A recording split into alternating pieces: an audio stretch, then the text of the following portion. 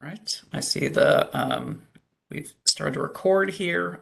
Anyone who has an issue with this being recorded, we are going to, obviously this can be viewed later. This will be available on our website.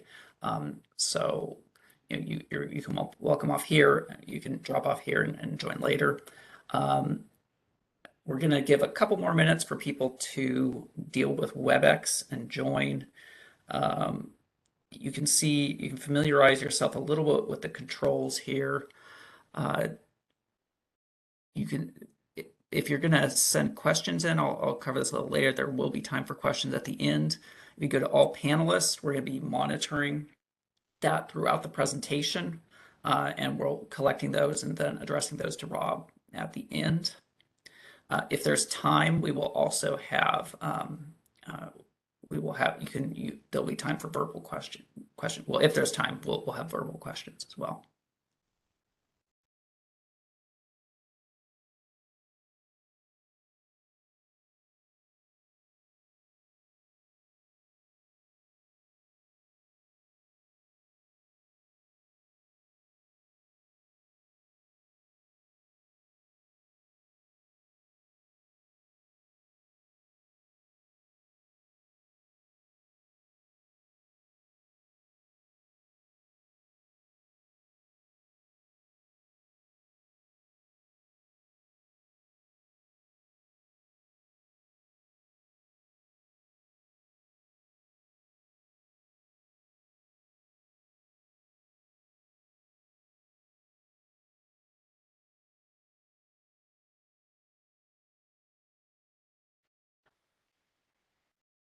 All right, can we advance to the next slide, please, Joseph? Hi, everyone. Thanks for joining us today. My name is Christopher Moore. I'm with the California Public Utilities Commission's News and Outreach Office, Business and Community Outreach, and we're here to learn about last mile broadband programs and a good deal of money that is going into closing the digital divide. We advance the next slide, please. I'm just going to give some very brief remarks here. We're very lucky to be joined here by the Communications Division Director, Rob Osborne, who's going to be walking you through the nuts and bolts and taking your questions. You give the advance the next slide, please. Questions we're going to we'll take throughout the presentation, so feel free to type them in the chat. My colleague Hope is going to be logging those and then addressing those to Rob towards the end. If we have time, we will also take some verbal questions as well. And can we go next slide, please? This is one of a series of webinars which are hosted by Business and Community Outreach. Our information, I'll drop my email in here, and we'll have our contact information available at the end. We help facilitate people engaging with the commission. So when you have questions about our policies, when you have questions about how to get engaged, we can be your one-stop shop to help address those. And without further ado, I would hand over the platform to Rob Osborne. The next slide, please, Joseph. Good morning. Thank you, Chris. And thank you for the Business and Community Outreach group for putting this together. I'm Rob Osborne, Director of the Communications Division. Before I begin, I want to recognize former CPUC President Maribel Batcher, who I think registered for this webinar. Hi, Maribel. There's a lot of information here, so before, if we run out of time, either I or the staff here will be happy to follow up with you afterward. So the broadband legislation that was passed last year demonstrated the state's serious commitment to closing the digital divide by leveraging federal recovery funds to construct a statewide open access middle mile network and to fund last mile broadband networks. The CPUC responded quickly by implementing this historic legislation by scoping the various funding programs assigned to the CPUC into two critical rulemakings. One is the Broadband for All rulemaking. The other one is the California Advanced Services Fund rulemaking. So in terms of content, I'm going to go through a lot of areas today, each of which could take an hour or more on their own. So Given this short amount of time, here's an overview. First, we'll talk a bit about the terms and models, and we will briefly go over the broadband package, which consists of middle mile, last mile, and in the last mile, there's the federal funding account and the loan loss reserve account. There's also changes made to the California Advanced Services Fund in the adoption consortia infrastructure grants. Infrastructure is actually forthcoming. There's also changes made to the California Advanced Services Fund regional consortia account and public housing account. And we'll go over the local technical assistance, tribal technical assistance. We'll talk a bit about mapping broadband and the challenges and changes going on there. And then finally, touch upon the Affordable Connectivity Program, otherwise known as the ACP, which is a federal program, and then end with a broadband survey with a link to a SurveyMonkey survey. Next slide, please. So in this presentation, you'll hear a number of terms, and for those of you who've seen my presentation before, this is old hat, but for those of you new to the area of broadband, this is important to understand. Just because we get into discussing middle mile and last mile, we don't talk a lot about long haul, but just to touch upon that, the backbone or long haul networks often run on railroad rights of way across the United States, as well as undersea and end in cable landings along the West Coast, all up and down California, Oregon, and Washington, as well as on the East Coast. The ones on the West Coast, the cable landings come from Asia, and they're all part of the great network that powers the internet. To the right of the, on the diagram here is the middle mile, and that's the high capacity fiber optic cables that connect communities to the internet. Think of it as a network for networks. Finally, the last mile, and this may be the easiest to understand because you can see the evidence of the last mile in your own home when you see either a coaxial cable input to a cable company or a telephone connection over copper. There's also means of getting to you through wireless, as you'll see with 5G or with mobile, as well as satellite. So all of these are means of connecting consumers and businesses to the last mile network. Next slide, please.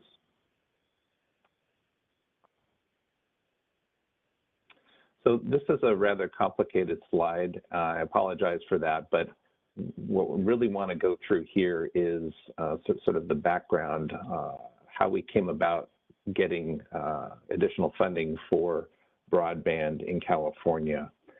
So one of the challenges facing not just California, but also the nation is how to incentivize broadband deployment in areas where private industry has been unable to justify the investment due to insufficient revenue or high capital costs or operational expenses. During the 1930s, we solved the problem of what I'll say is electricity for all instead of broadband for all with the Rural Electrification Act, and we followed that with providing telephone service to everyone through federal and state high-cost programs.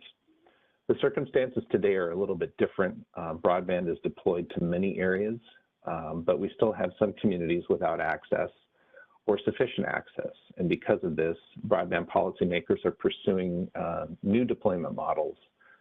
The key point here is that there's no one-size-fits-all. There's a variety of different models depending on the needs and the communities, and I'll go through them briefly here.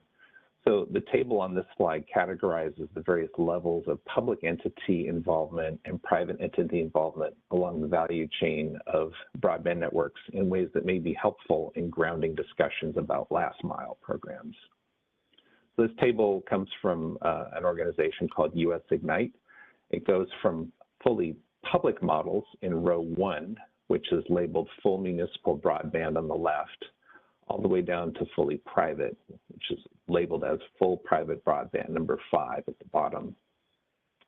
So the columns are divided by the type of work that can be assumed by either public or private entities over the course of full network development. The blue shaded cells are work that public entity does in each example, and the gray shaded cells denote private entity activities. I want to highlight 2 points about this table. First, for the bottom row, the full private provider, which is number 5, the public entity still manages the rights of way of the utility infrastructure. And this may be stating the obvious, but even in a full private model, public entities still have a role. And in the case of California, the PUC, or in cases of municipal public rights of way or county public rights of way, there's still government involved. Second, the rightmost column lists the example cities that have deployed broadband. And if you see on row 4, where it says private developer open access, the model shown is the city of Fullerton. And that's an example in California where a company called Sci-Fi Networks, SIFI, built a privately funded service-based competition network.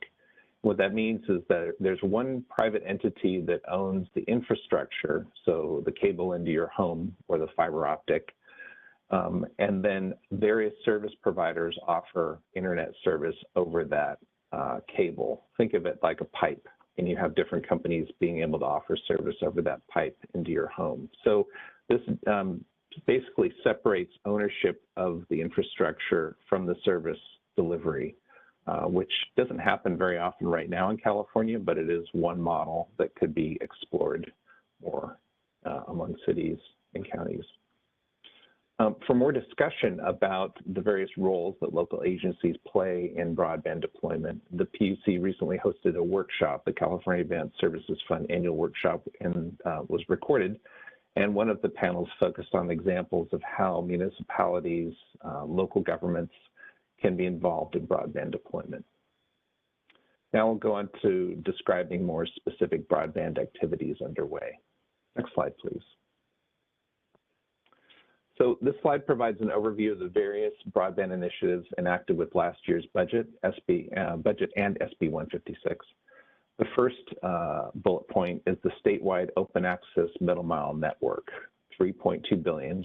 This is led by the California Department of Technology, and it is in partnership with Caltrans, Golden State Net, and the CPUC.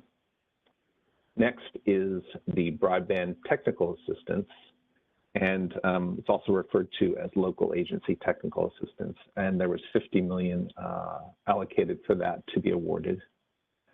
Next after that is the loan loss reserve account. The fund has $750 million to award over 3 years.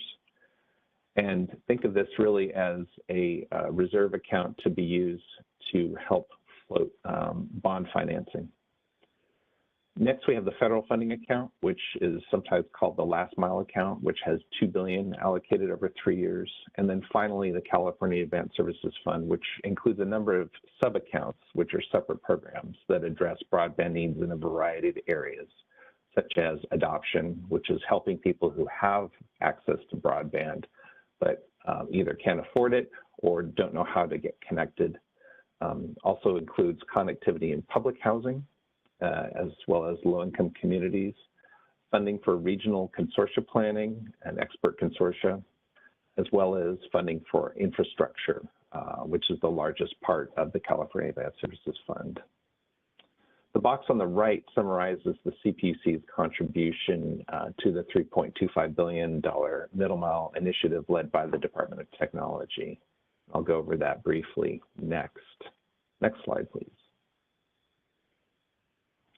So I realize this is a rather busy slide, but the point here is really to provide an overview of the timeline. So the legislature back in July, if we work from the left to the right, passed SB 156, signed into law, and the PUC worked with the Department of Technology to scope in the various, there was 2 public comment rulings in the in the Broadband for All proceeding. And those those rulings covered, or basically asked parties to comment on the proposed locations of the middle mile network. And the proposed locations were what we had called the anchor build, which was an initial set of over 8,000 miles of network built or proposed to be built along state rights of way on state highways. And those were connecting communities that had unserved locations. Unserved meaning the standard of 25 megabits per second down and 3 megabits per second up was the standard. That there was a 90-day public comment period. In the statute, we had 90 days to implement the public comment. And then next, the CPUC in coordination with Department of Technology released additional analysis in December.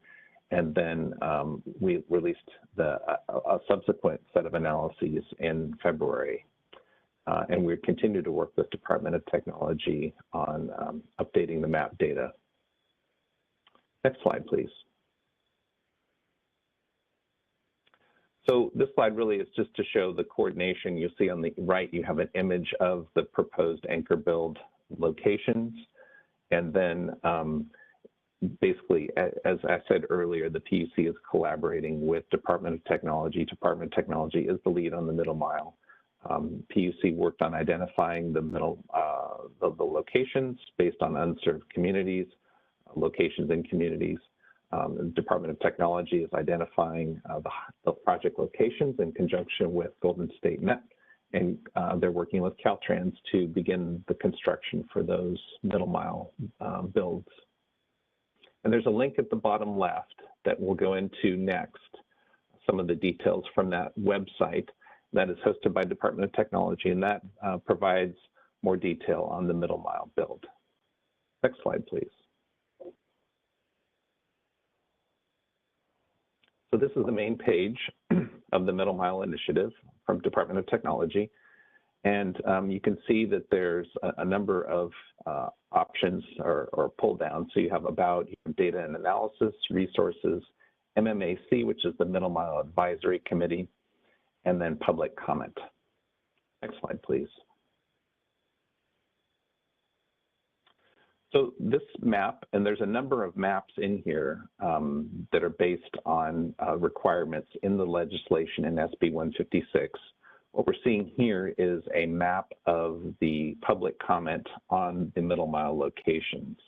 And to the extent that the middle mile location public comments we received had indications of location, we tried to map that, which you can see here. This is an example where Emily Hom from Santa Cruz County Business Council made a comment about building on Highway 9 as opposed to Highway 17. So that was incorporated in the public comment map.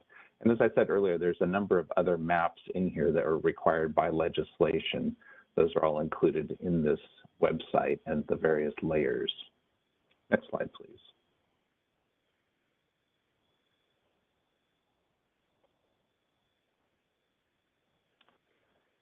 What we see here, a lot of bubbles on the right. These are all indications of, they vary by size based on the number of unserved locations in California. And this data was all based on the December 2020 broadband availability data using the 25.3 standard. And you can see when you zoom in, you can actually click on one of the bubbles to understand how many units there are in the block group. How many are unserved and residential, and how many are unserved in non-residential. And this is all based on the broadband mapping that the PUC has been doing for the past 10 plus years. And this is all available on the website if you want to go and look at it. Next slide, please.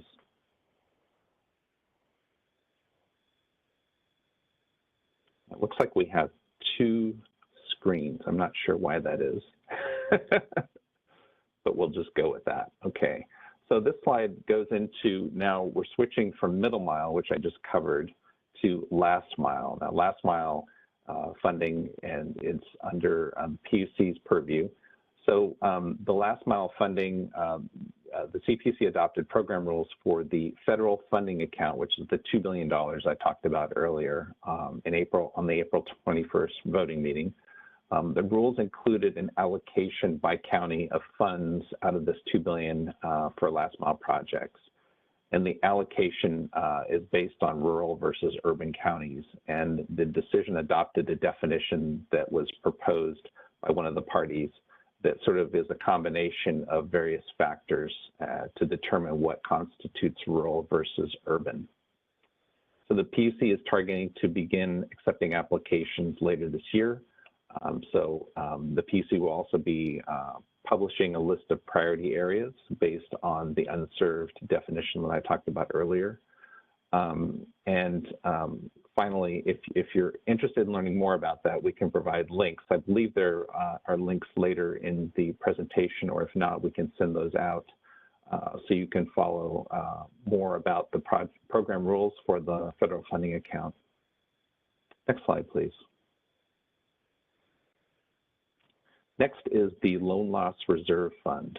So as I said earlier, the Loan Loss Reserve Fund has $750 million committed over 3 years. The purpose of the fund is to assist local governments and nonprofit entities in securing financing so that they can build out their own last mile broadband infrastructure. The fund will provide collateral to local governments to enable better borrowing rates and terms for bonds issued to deploy broadband infrastructure. And this program we're looking for input. I believe we're shooting for August to begin accepting input on this, on the program rules. And we're hoping to have begin awarding funds for this in the first quarter of next year. Next slide, please.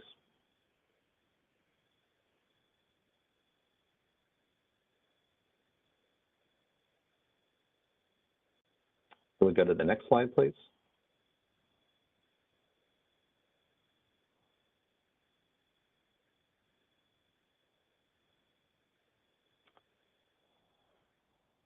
I believe the next slide is local agency technical assistance.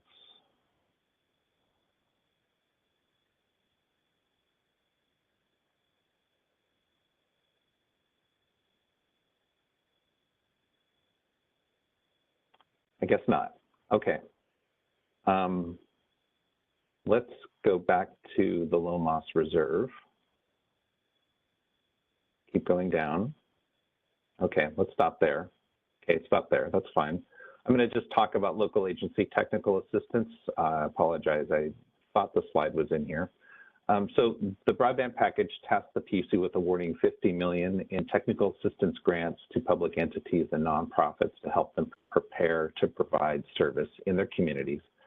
A local agency is broadly defined in the program rules, and it may be a city, a county, including a county service area, a community services district, a public utility district, a municipal utility district, a joint powers authority, a sovereign tribal government, and it could also be an electrical cooperative.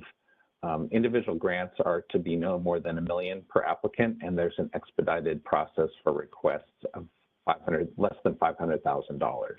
The funds can cover a range of pre-project costs to deploy last mile broadband, including environmental permitting, needs assessment, and strategic plans.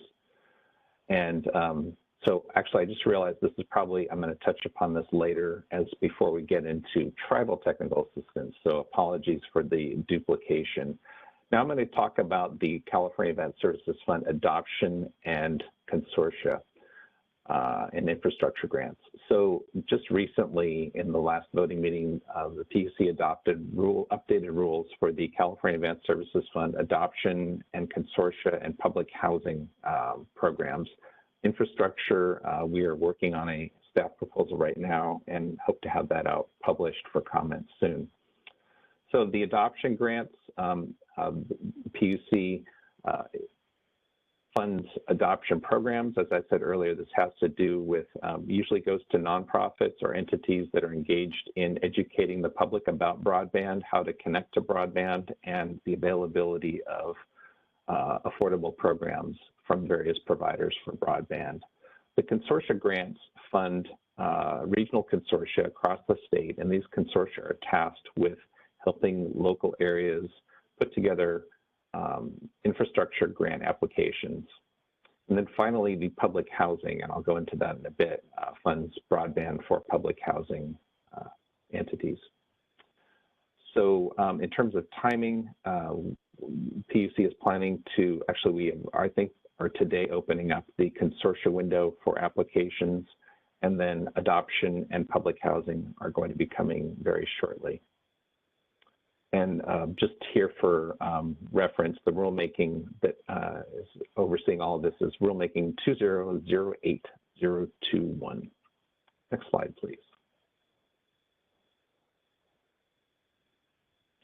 So this is just for reference, the various consortia representing most of California. These are consortia that are currently funded by the Regional Consortia account.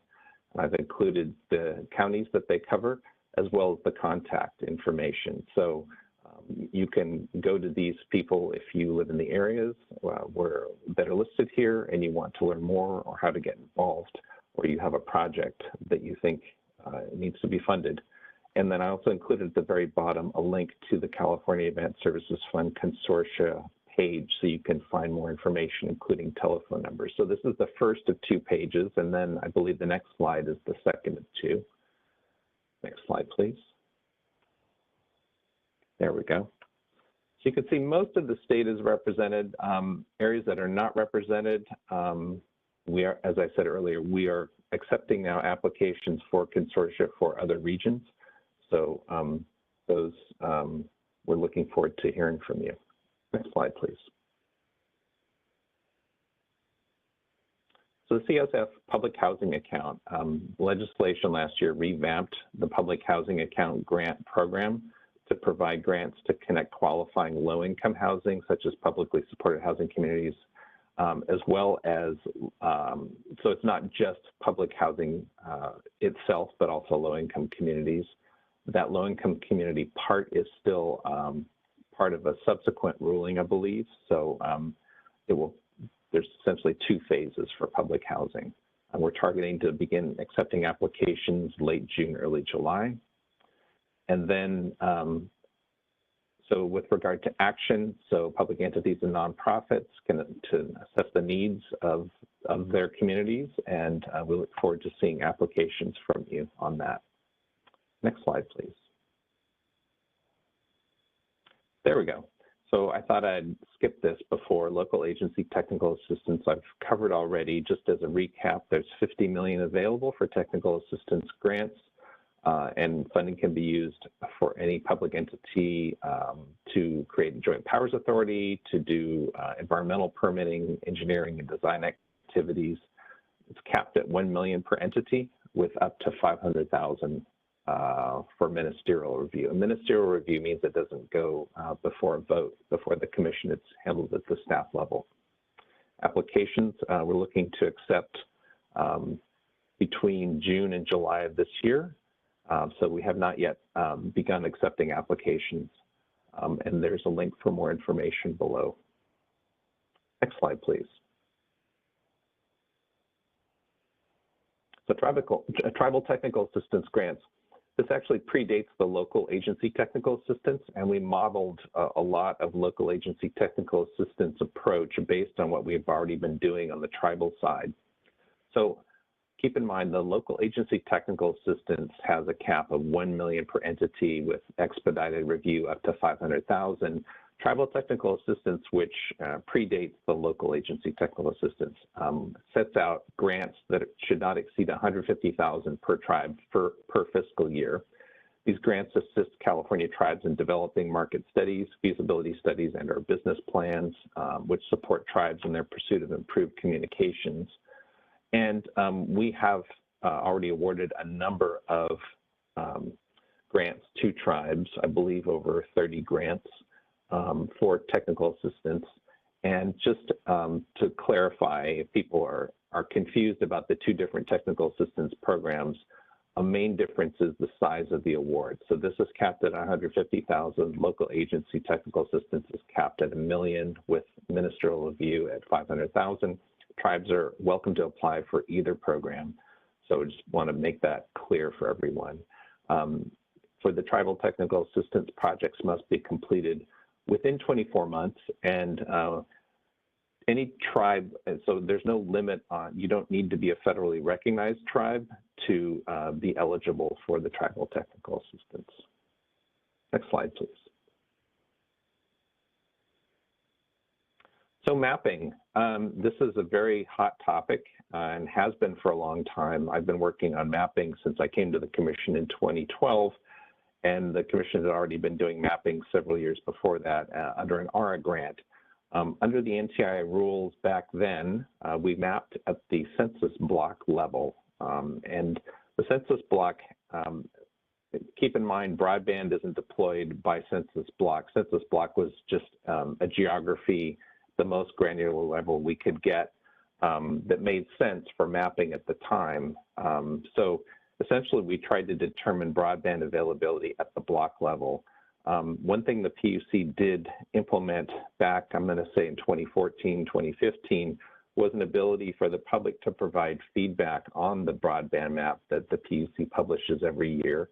And that feedback tool I'll go into in a second, but the ability of the public to say, hey, you know, it says there's broadband in this block, but I don't have access to broadband. So that was something that we took into account when we started mapping broadband after that, where we would essentially, if broadband was not available, but the information we had said it was available, we gave the public the presumption of doubt that it was not available. That census block essentially became eligible for a grant. That process is rather clunky, and I think it's widely recognized to understate the amount of broadband deployed in California. And the FCC recognizes that as well. It's been a topic of discussion for the past couple of years at the national level. The FCC opened basically a proceeding to look at broadband mapping and look at how to map at the location level rather than at the census block level. So that's sort of the next step and where we are today. We, as well as the FCC, are in the process of collecting data now at the location level rather than the census block level to determine if broadband is available at each location. So what you see on the left here on this visual census block, you can see that the green shading are areas that were categorized as having broadband service, the red without broadband service. We go to the middle, we're just looking at locations regardless of census block. So we start mapping locations, and then finally we have an overview, or sorry, an overlay of what it looks like when we are able to categorize groups of locations as being served rather than a whole census block. So you can see a difference between the far left and the far right. Far left categorizes the entire block as green. The far right, rather, is looking at locations that actually have served levels of broadband service and they're grouped together in that way. And you can see that the areas that are still in red that were in green on the far left, that those are now counted as unserved. So this is an example of how the census block method really understated broadband availability and how location should be a better way of doing it. Not without difficulty, keep in mind. If you look at the number of census blocks in California, before Census 2020, we had over 700,000 census blocks in California, I think 736,000, something around that range. Now we move to locations. You think that there's, you know, how many households in California, you know, I think, what, 13 million? And then you multiply that, or you have additional businesses, anchor institutions. So there's a lot of locations, and you have multiple providers offering service at some location. So there's a lot of data involved in going from the census block to the location. So that's underway right now, and that will form the basis for all the federal funding coming from the FCC and the NTIA. Next slide, please. So I mentioned this public comment or public feedback tool. This is currently available on the broadband map. The URL for the broadband map is listed above. It's www.broadbandmap.ca.gov. You can go to the broadband map, you can look up your address, and then you can find out what providers claim to offer service at that address based on the census block. Again, the map that's available today is still census block based. We're in the process of collecting broadband at the location level. We have not yet implemented that. That will take probably till the end of this year to collect, validate, and map all of that data. But for now, you have the ability to send feedback based on availability at the census block level. It's a pretty useful tool. You can see if you're interested in changing providers, In a lot of cases, this gives you options to the extent that you're in an area that has competition. Not all places have competition, so keep that in mind. There's a number of other tools in here identifying ISPs for a specific location. You can put a pin drop in the map. You can print the map. You can zoom to provider, so you can select a specific provider and zoom to that provider to see what their coverage is.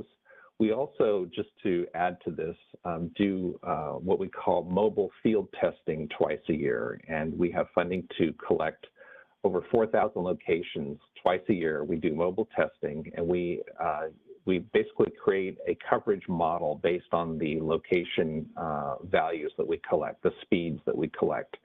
And those maps are also available on this California broadband map. So if you are thinking of changing mobile providers, there's an ability to go on here and zoom to the mobile provider to see what their coverage is.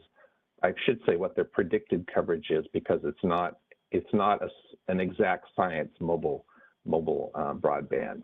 It's always a matter of probability. So, but I will say that the maps that we produce, I think, are of more accurate quality than what you'll get from a marketing map that you see in the store for a specific mobile provider. So just keep that in mind. Next slide, please. So finally, before we go to the last slide, the Affordable Connectivity Program. I put this in here. The PUC does not administer this program. It's administered by each of the providers in California. Not all of them are participating, but most are. And what this is, it's a government program that helps many low-income households pay for broadband and internet-connected devices. Eligibility is based on 200% of the federal poverty level, or if you're in a qualifying program such as Lifeline or Medicare or SNAP, those are all qualifying programs. But so it provides $30 a month discount on your internet service. In some cases, it's available to a number of different plans, not just one plan. And then if your household is on a qualifying tribal land, you can get up to $75 a month. There's also a one-time discount of up to $100 for a laptop, tablet, or desktop computer. You can sign up at the very bottom here. There's a link to the sign up page sponsored by USAC. And then you can also search for providers near you using the next link. Next slide, please. So finally, this is mainly intended for local government. So anyone from a local government who's watching, please participate. I know it says May 30th, but we'd be happy to receive your feedback even now. This survey is really looking to understand each community's broadband assets, broadband needs, to help us put together a better program, for the local area technical assistance. The survey link is down at the bottom. It's not a long survey, but we've already got, I think, almost 100 responses, and looking forward to getting more. So I encourage you to participate in that. And I think that's it from my slides. Yes, thank you.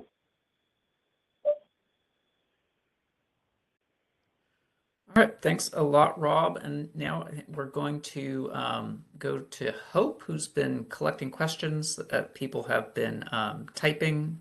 I had a couple emailed to me as well. So Hope, you want to go ahead, and people, if you want to get some more questions in your queue, go ahead and type some more questions now too, and we'll try to get them answered. Hope. Hi, everyone. Okay, let me start off with, there was a question that came in whether or not this was going to be recorded. I'm going to drop in the chat right now where you're going to be able to find the recording as well as the slides. All right, so moving on to the questions that have come in so far. So Rob, currently in California, who controls and maintains a majority of the existing middle mile fiber? Good question. I think it's split between a number of different companies. So there's no one single company that has the lion's share. You could probably think of some major companies, just run down the alphabet, and you probably come up with the majority of the middle mile companies today. That said, not all of them are what we would consider open access, meaning they're available on a non-discriminatory basis to anyone. So that's something that we took into account when we put together the anchor build proposal that was the basis for SB 156. Okay. Does the Middle Mile Network propose to connect community anchor institutions directly? So the Middle Mile Network does have an anchor institution overlay, so you can add that to see where they fit in on with regard to the location of the Middle Mile. The connection to the anchor institution is a last mile concern, but in some cases, their anchor institution might run right next to the Middle Mile, in which case it shouldn't be that much to connect in. But again, I think when you're talking about connecting end users such as anchor institutions, that's more of a last mile discussion. Right. Is there concern that the proposed Middle Mile Network is overbuilding existing fiber facilities that are already built and have available spares that could be used for Middle Mile? Yeah, and that's a really good question, and that's something we took into account. As I mentioned earlier, there's the issue of open access network. So the statewide open access Middle Mile Network proposes to be open access, meaning it's available to any last mile provider. I think the big challenge we have is when you're trying to account for growth over time, as well as pricing. Middle mile is typically one of the largest factors in a make or break decision for a last mile build. If you have access to middle mile and if you have access to affordable middle mile. So if those two concerns are addressed, as well as the having capacity for growth, I think that there's an opportunity for not needing to build at a specific location. But in other cases, there, just for instance, a company could say, well, we have 2 fibers available for the state to use. Well, 2 fibers will not be sufficient to support future growth. It may support one last mile provider that's buying dark fiber, but not other providers. So those are the things we need to take into account. And when I say we, this is mostly a Department of Technology and Golden State Net discussion about where to build versus lease. Okay, are there maps or lists available for anchor institutions located along middle mile projects and actively engaged with middle mile efforts, including hospitals and healthcare organizations? As I mentioned earlier, the middle mile map, and I included the link in the middle mile slides, has an overlay of anchor institutions. And I believe we did receive comments from some anchors in the public comment period. And I believe also CDT has a link on their website for additional public comment for public input.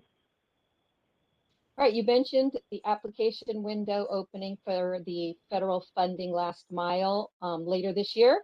Is there any idea of which month, and will that be coordinated so that the California window does not overlap other federal last mile grant windows?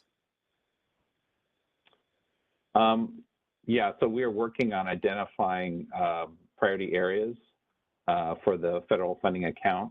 And once that's completed, the PUC will be opening the application window. So keep an eye on the federal last mile window. All right, for the statewide middle mile map, does it reflect existing or proposed infrastructure?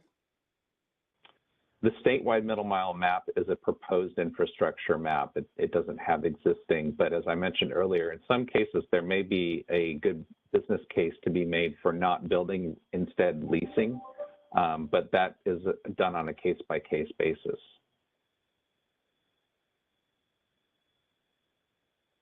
Will the location-based maps be available to inform applicants for last mile grants?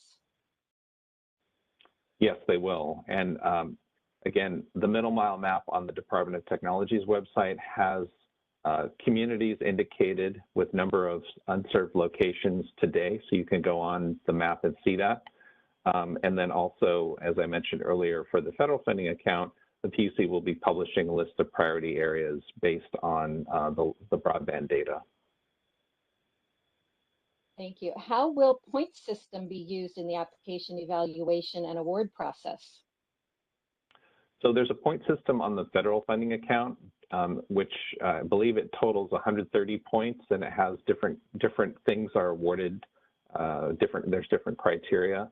One of which is an affordable plan. So if a provider offers an affordable plan, for instance, they would be eligible for those additional points associated with that criterion. Right. Let's see. We have a question. Are funds available only in defined priority areas? What if an eligible area exists, area that lacks service above 25/3? This is not identified as a priority area, or is it? So an area that's above the SURF threshold wouldn't be eligible for federal funding account, but it could be eligible for a loan loss reserve project that's funded or that's headed by an organization such as a county or a joint powers authority. But that is not part of the federal funding account, as I said, that's part of loan loss reserve. So that would be essentially funded by bond financing. Okay, so the guidelines state an FFA application may include served households or locations with rationale for why providing service to those households or locations is essential to the project. Under what circumstances might including served households or locations be considered essential? That's a good question. I don't have an answer to that. I'll have to get back to you. If you want to send your contact information, I'll be happy to follow up. All right, I'll get back to you on that one, Rob. That came in via email. For IGA, when will the staff proposal be issued with revised guidelines? I'm sorry, what was the context? For IGA? IGA? That's how it came in. I'm not sure. I'm not sure what IGA is. Okay. Oh, okay. I'm guessing it's infrastructure. So this is I think the CASF infrastructure grant account. So staff are working on a proposal right now. We're hoping to get that published in the next couple of weeks. Do you know what the magnitude of the anticipated changes will be? I can't comment on that.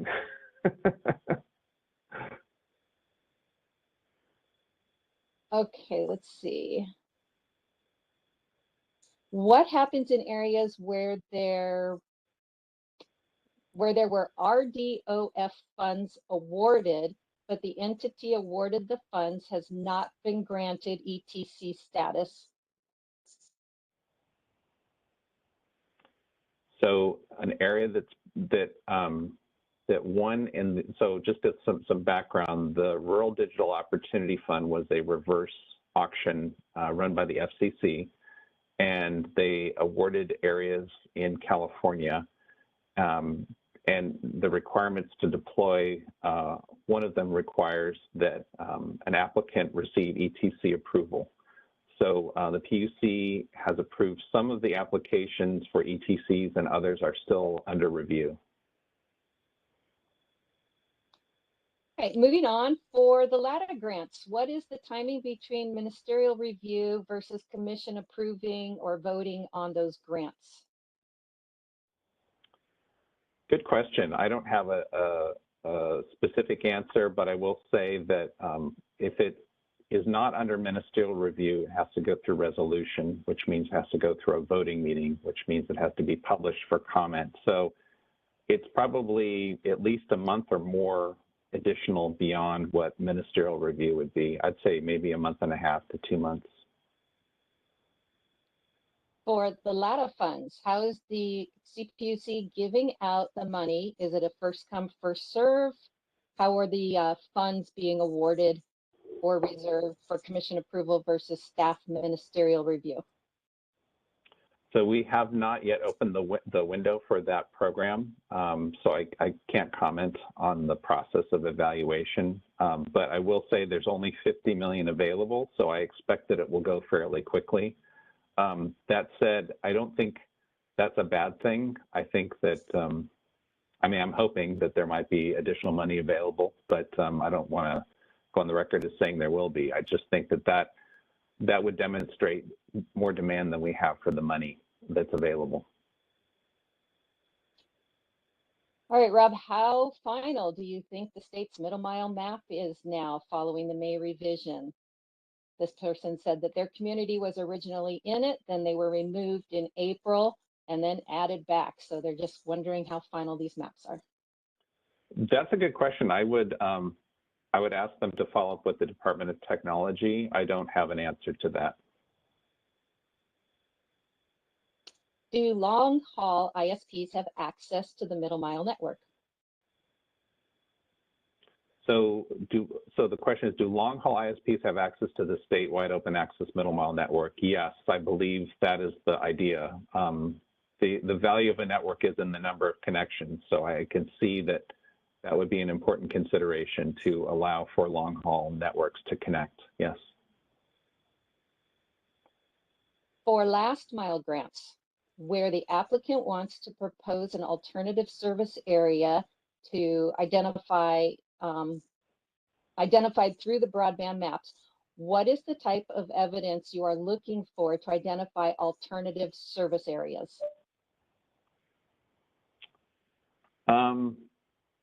So that is a good question. I don't have an answer. I would suggest that the person asking the question look at the program guidelines about evaluation of grant applications. And I believe that's included in the decision that approved the program rules. And would they be using the feedback feature on the interactive map in order to provide this information? Yeah, so the feedback feature, I think there's an issue of timing with regard to when that will be available based on the new locations-based map.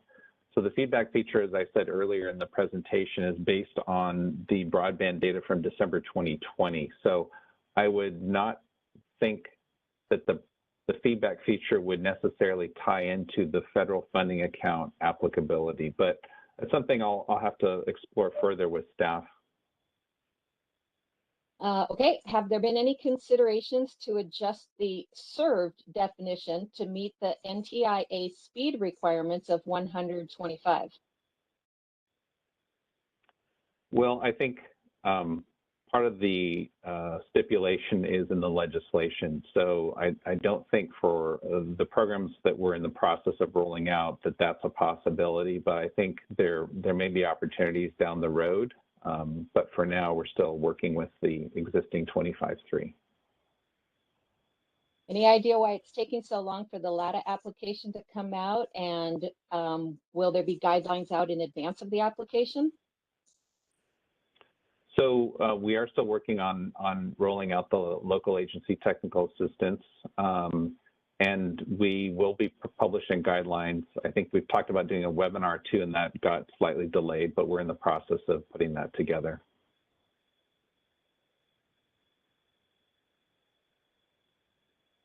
Are you able to provide a rough deadline for FFA and CASF infrastructure applications? So the CSF infrastructure application staff proposal hasn't been published yet, so I can't give a date for that. And as I said earlier, for the federal funding account, we're targeting later this year. And how much time after priority list of FFA until the applications are actually due? That's something we still haven't worked out, so that's still a work in progress. Great. How will proposed state legislation related to those various accounts likely impact the timeline for the application windows? Sorry, could you state that again? Yes, it says, how will proposed state legislation related to these various accounts likely impact the timelines for the application windows? I'm not sure that it does. All right. Do you have, let's see, they want to have a contact for the Department of Technology. and they Right. didn't So the Right. CDT Department of Technology link that I showed you, there is I believe, a contact us or information link there. Will the CPUC use the CASF infrastructure program as the process for selecting sub-guarantees for infrastructure projects under the BEAD program? Sorry, I'm confusing. We've got a number of things going on here. So can you repeat the question? Will CSF? Will we be using the CASF infrastructure program as the process for selecting sub-guarantees for infrastructure projects under BEAD? I see what you're saying. So BEAD is the Broadband Equity and Access and Deployment. It's part of the Infrastructure Investment and Jobs Act, commonly known as IJA. That the program rules for that were just published pretty recently. California is still working out how to implement that and which agency. So that is still under discussion. I can't really provide any more detail on the BEAD, the BEAD. I would guess that the California Advanced Services Fund infrastructure program rules will be different or are different than what BEAD will be. So I don't see those necessarily being tied together. Okay, what are the rules for grouping non-contiguous sites with FFA and CASF infrastructure grant application? So that still needs to be clarified, I think. As I said earlier, we haven't yet published the CSF infrastructure staff proposal. So that's still in process. Okay, so you wouldn't be able to answer the continuing question, part of that question, so I'll move on. In rulemaking for the new BEAD program, the NTIA just issued a definition of reliable broadband service that eliminates the competition of fixed wireless or unlicensed spectrum, even though those new technologies can provide broadband now at a very low cost and high speed. Will this new definition have a direct impact on FFA or CASF funding? So FFA, the program rules are already set with regard to reliable, the use of the word reliable and wireline. CSF, staff proposal still in process, so I can't comment. And so BEAD, though, as I said, is also still being decided, so I don't have an answer for that either. Yeah. All right. If we have some outstanding technical questions about some data details in the broadband map, basically specifics like regarding eligibility, is there someone on the mapping team we can talk to directly? Yeah, so we have a mapping contact on the PUC's website under broadband map. So if you want to contact staff through that, that's the best way.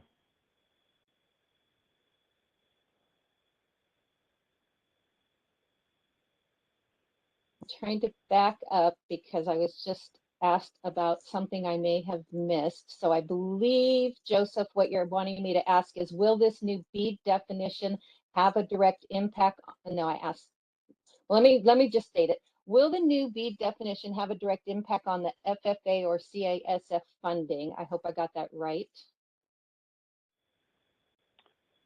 Right. So as I said earlier, the FFA program guidelines were already decided, so I don't see how BEAD will affect that. BEAD still is in process, so I can't comment about BEAD, but what I'm saying is the FFA, we have that already decided. Okay, will the CASF infrastructure fund be allowed to be used for matching funds for IIJAs and NTIA BEAD program grants? I would think that would be a great idea. Again, I don't have a definitive staff proposal to draw upon to give you an answer. Just want to note we're at time here. It looks like we thought this would be quicker, so we didn't schedule more time here. But it seems there's a lot of questions here, so appreciate everyone's enthusiasm and participation. Maybe we should follow up and talk internally about coming out with some FAQ document. At any point, could we advance the slides, Joseph? Just anyway, I'm going to drop my email here again. I don't know if people can necessarily see that slide, but we, with local government liaisons here, as well as the communications division, are happy to help follow up with any questions people have that they weren't able to get answered in the course of this. And other than that, we really appreciate everyone's time here today. And I think that is going to wrap us up. Thanks a lot, Rob. Really appreciate your time. Thanks to the audience for being very engaged. It seems this was a timely discussion. Thank you very much.